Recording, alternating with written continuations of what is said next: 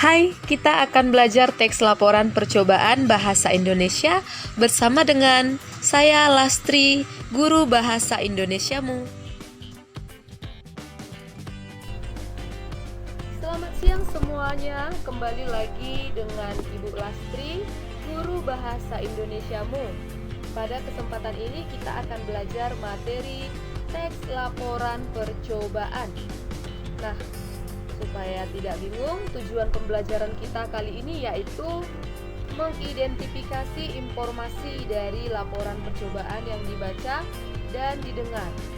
Percobaan sederhana untuk mendeteksi zat berbahaya pada makanan, adanya vitamin pada makanan, dan lain-lain. Indikator dari kompetensi dasar tersebut yang pertama menjelaskan pengertian teks laporan percobaan, menemukan ciri dan fungsi teks laporan percobaan.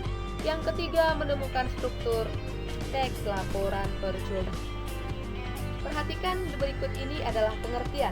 Apa yang dimaksud dengan teks laporan percobaan?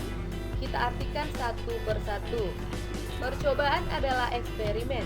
Laporan adalah kegiatan yang dilaporkan. Teks adalah bentuk tertulis maupun lisan.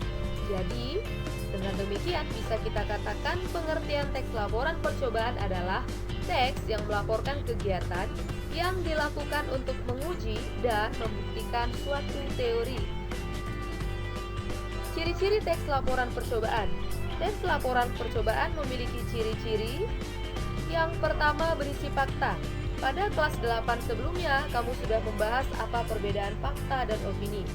Fakta adalah sesuatu yang bersifat pasti dan dapat dibuktikan kebenarannya. Contohnya, dalam 100 mg jeruk nipis, vitamin C terdapat sekitar 27 mg. Sekitar 27 mg. Terdapat kata sekitar, berarti tidak pasti.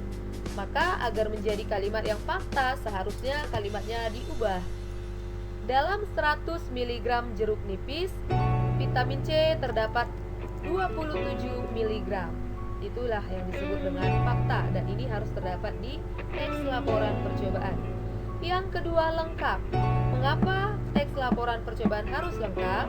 Ini untuk mempermudah pembaca, maka informasinya tidak boleh tanggung, harus lengkap. Yang ketiga, laporan percobaan bersifat objektif. Objektif artinya sesuai dengan keadaan yang sebenarnya. Sesuai dengan keadaan yang sebenarnya. Nah, teks laporan sama seperti teks lainnya, dia memiliki fungsi. Adapun fungsi teks laporan percobaan, yang pertama sebagai sumber informasi, baik untuk diri kita maupun untuk orang lain. Mungkin untuk kita jadi mengetahui apa yang kita butuhkan ketika membuat sesuatu, misalnya dalam membuat makanan. Yang kedua, sebagai bukti bahwa kita telah melakukan percobaan. Yang ketiga, sebagai dokumentasi untuk diri sendiri dan orang lain. Di sini kita tidak kehilangan bukti teks tersebut, maka perlu didokumentasi. Sebagai pemecahan masalah, contoh, kita mengetahui bahwa perut kita sering sakit, namun kita takut meminum obat, maka kita bisa membuat larutan oralin untuk sakit perut. Nah, yang berikutnya sebagai pertanggungjawaban. Ini yang kelima, pertanggungjawaban. Nah, struktur teks laporan percobaan. Adapun struktur teks laporan percobaan terdiri dari yang pertama, tujuan. Di tujuan berisi keinginan atau maksud yang ingin dicapai dari percobaan yang dilakukan. Yang kedua, alat dan bahan. Berisi bahan atau benda yang diperlukan dalam melakukan percobaan tersebut. Yang ketiga, langkah-langkah berisi tahap-tahap melakukan percobaan atau proses melakukan percobaan. Yang keempat, hasil. Hasil yang diperoleh dari percobaan yang telah dilakukan.